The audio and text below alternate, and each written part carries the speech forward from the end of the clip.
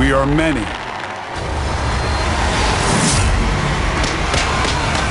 We create different worlds.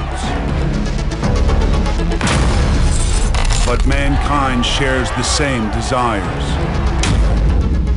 Now, the riches of a new world pour out across the planet, creating new desires, new wealth, and new conflicts that will give birth to a connected world. Amidst the chaos of an unforgiving planet, most species will fail. But for one, all the pieces will fall into place. And a set of keys will unlock a path for mankind to triumph. This is our story, the story of all of us.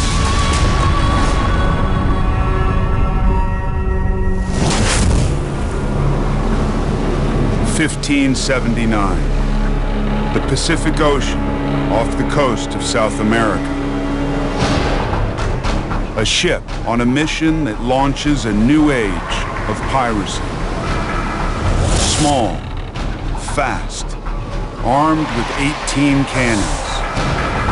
At the helm, an Englishman, Francis Drake.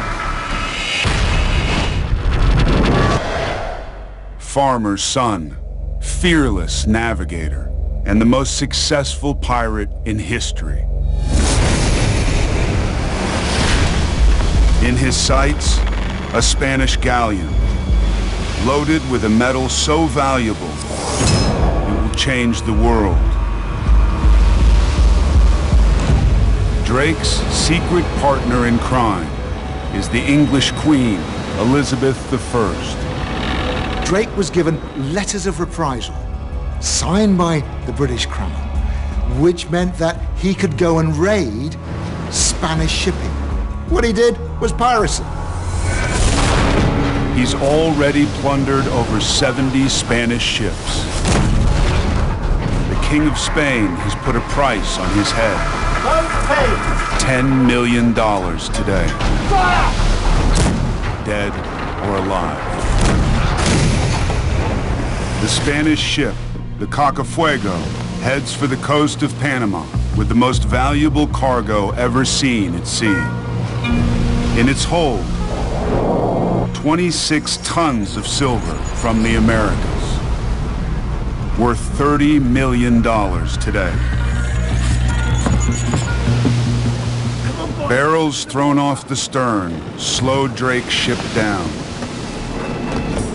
So he was gaining on her very slowly, very slightly, imperceptibly, and not looking like a foreign threat. And why would they expect one? There were no foreign ships in the Pacific. Disguised as a harmless Spanish merchant, Drake's ship has been chasing the Cacafuego for 14 days. Nothing works better than deception. If you can do the unexpected, if you can set up your enemy so they think one thing while you do another thing, you're gonna gain an advantage on the battlefield. But Drake can't risk an all-out attack. Instead of going to flat-out war with another vessel where he takes the chance of sinking that vessel or having his vessel sank, he wants to get as close as possible so that he can seize that vessel whole.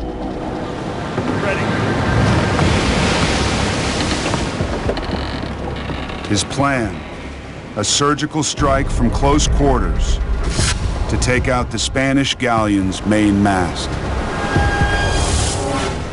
Success on the battlefield, whether it's land or sea, is all about stacking the right advantage in your favor at the right time, so when the moment comes, you execute perfectly.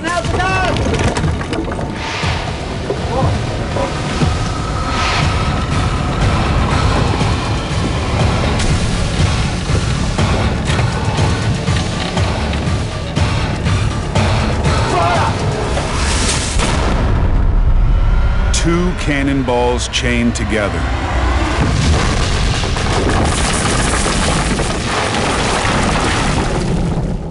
smashed through the mast. Now she couldn't flee, even if she tried. She was incapacitated.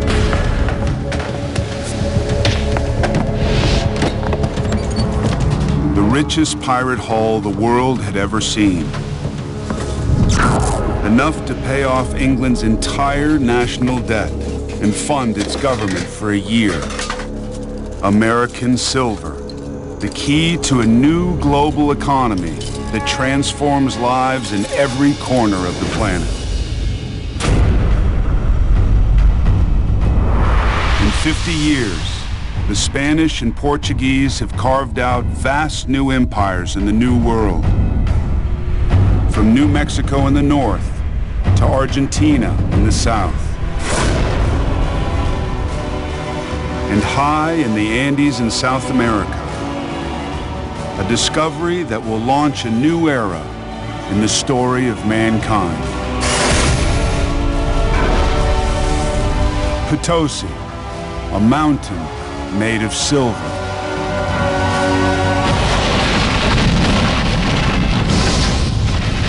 Formed when continental plates collide 170 million years ago, the Andes are the richest source of silver in the world. Magma from the Earth's crust pushes rich silver veins towards the surface, creating in Potosi silver veins up to 12 feet thick. In the next 300 years, Potosi will supply 80% of all the silver in the world. We put a great value on that which is rare. You can take silver and break it up into small bits so that they become a standard value currency. And with that, you can purchase and you can trade with other societies, and it's going to increase the wealth of the entire world. But within 20 years, the richest silver ore is mined out, leaving Spanish engineers with a problem. The remaining ore is too low grade for the silver to be extracted using heat.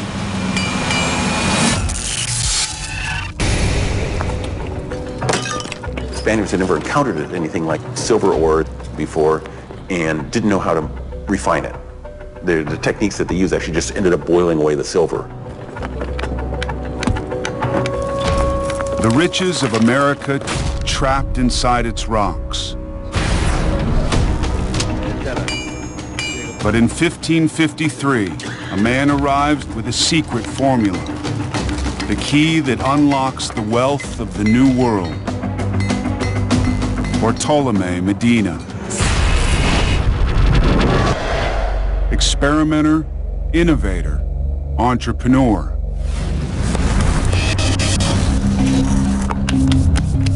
A textiles trader from Spain, he's traveled 5,000 miles to make his fortune.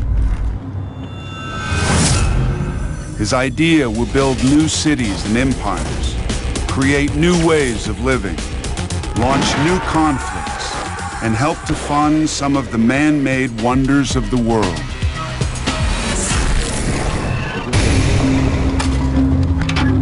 Mercurio. A chemical formula for extracting silver using mercury.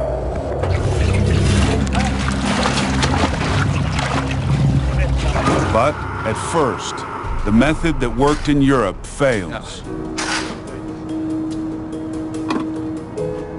Medina doesn't realize that the silver-bearing rocks of the Andes have fewer traces of copper than those of Europe, essential for the formula to work. For months, he experiments, searching for a solution.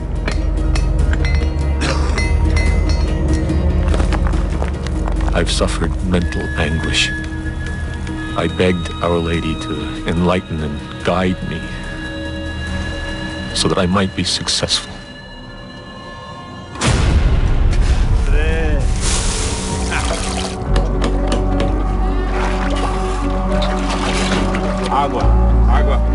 Medina was an entrepreneur who saw a problem and fiddled and experimented until he came up with a solution.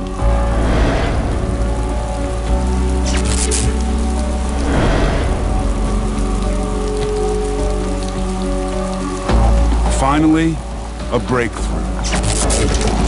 The missing ingredient? A common substance used to tan leather. Copper sulfate. Reacting with mercury, the missing catalyst that separates the silver from its impurities. The key that turns the mines of Potosi into the richest source of silver mankind has ever known. What Medina did was he made those silver mines of South America dramatically more productive. And the flow of silver going into global trade just took off overnight. 220 tons of silver mined each year. Potosi becomes the busiest industrial complex in the world.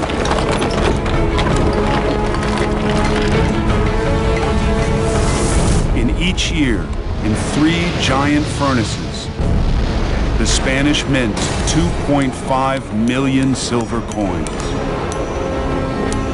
Pesos de ocho, pieces of 8, the world's first universal currency. Silver becomes the key to mankind's prosperity. These Spanish coins are seen everywhere in the world. They unite the world in a web of commerce. A single coin worth the equivalent of $80 today. Legal tender in the USA until 1857. The scroll and pillars of the Spanish royal crest inspires one of the world's most potent symbols, the dollar sign. The result is extraordinary. The entire world's economy is affected as this silver just explodes out of the Americas, crosses the Pacific, crosses into Europe, and there's an enormous burst of prosperity. This is the true beginning of globalization. Spanish fleets ship 50,000 tons of silver out of the Americas, creating a new Atlantic trade. Suddenly we have mass quantities coming onto the market, which is going to really transform all of European trade. And what we see is a whole new booming economy in Europe. New trading centers rise. Seville, Lisbon, London, and on the coast of a small new country, the Netherlands, the world's richest and busiest trading city.